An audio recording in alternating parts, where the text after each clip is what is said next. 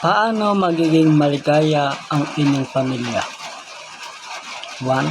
Bakit mahalaga ang kasal para maging maligaya ang pamilya?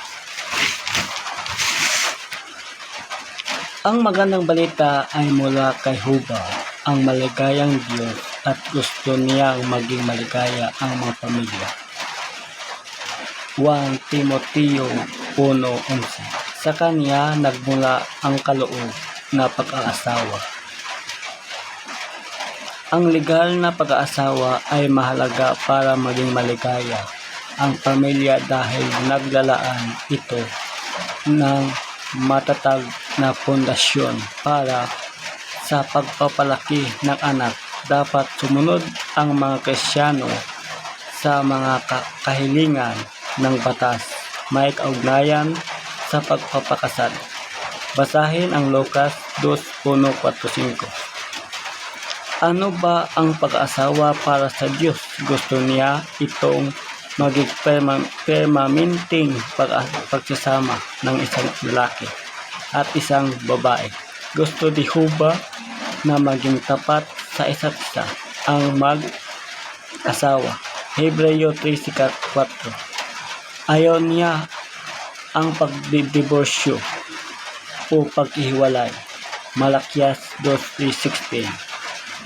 Pinapayagan lang niya na makipagdiborsyon o makipaghiwalay at mag-asawang muli ang isang Kristiyano kung nangalungya ang asawa nito. Basahin ang Mateo 19:3-9. 2. Paano dapat pakitunguhan ng mag-asawa ang isa't isa? Nilalang ni Huba ang lalaki at babae para maging magkatuwang. Genesis 2:18. Bilang ulo ng pamilya, ang lalaki ang dapat manguna sa paglalaan ng material na pangangailangan ng kaniyang pamilya at sa pagtuturo sa kanila tungkol sa Diyos. Dapat siya maging mapagsakripisyo para sa kaniyang asawa.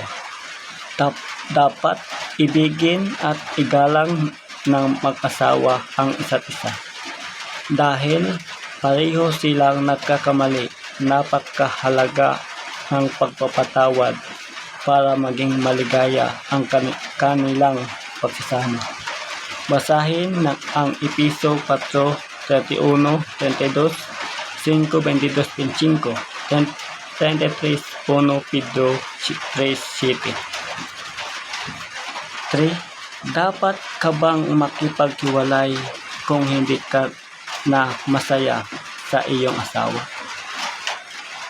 Kung nagkakaproblema kayo sa pagsasama ninyo mag-asawa, dapat na pareho ninyo sikapin magpakita ng pag-ibig sa isa't isa.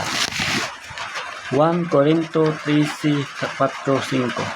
Hindi iminumungkahi ng salita ng Diyos ang paghiwalay bilang solusyon sa mga problema ng karaniwang sa mga mag-asawa. Basahin ang 1 Corinto 7:13. 4. Mga anak, ano ang gusto ng Diyos para sa inyo? Gusto ni Huba na maging masaya kayo. Nagbibigay siya ng magagandang payo para ma-enjoy ninyo ang inyong kabataan. Gusto niyang matuto kayo mula sa karunungan at karanasan ng inyong mga magulang. Kolosas 3:20. Gusto rin ni Huba na maranasan ninyo kung gaano kasaya na paglingkuran ang inyong may lalalang at ang kaniyang anak. Basahin ang Ecclesiastes 11:9-12:1.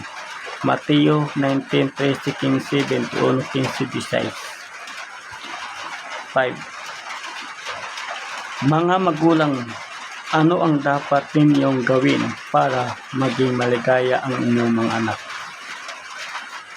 Dapat kayo magsikap na paglaanan ang inyong mga anak ng pagkain, tirahan at pananamit. 1 Timoteo 5:8. Pero para maging maligaya sila, dapat din ninyo silang turuan, ibigin ang Diyos at matuto mula sa Kanya. Efeso 6:4. Malaki ang magagawa ang inyong halimbawa.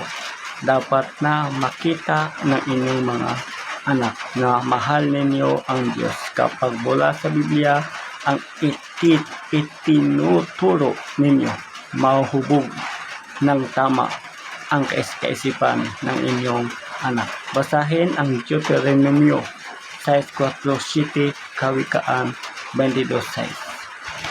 Maganda ang epekto sa mga bata kapag pinalakas ninyo ang loob nila. Sa pinupuri sila, pero kailangan din nila ng pagtutuwid at disiplina. Mailalayo sila nito sa mga paggawing pwedeng magpahamak sa kanila. Kawikaan 22:15. Pero hindi naman dapat na maging marahas o malupit ang pagdidisiplina. Basahin ang Kolosas 3:21. Ang mga saksi ni Jehova ay naglalakhala ng mga publikasyon edinisensyo para tulungan ang mga magulang at mga anak. Ang mga ito ay salig sa Biblia. Basahin ang Awit 10:11. Salamat, ako naman si Tim Kabangunay, hanagkatong wari ng mga saksi ni Jehova. Ito ang aming mga promoksyon ng First Beta Plus. Wala pa akong reformasyon dapat kong ibigin sa mga First Beta Plus dealer.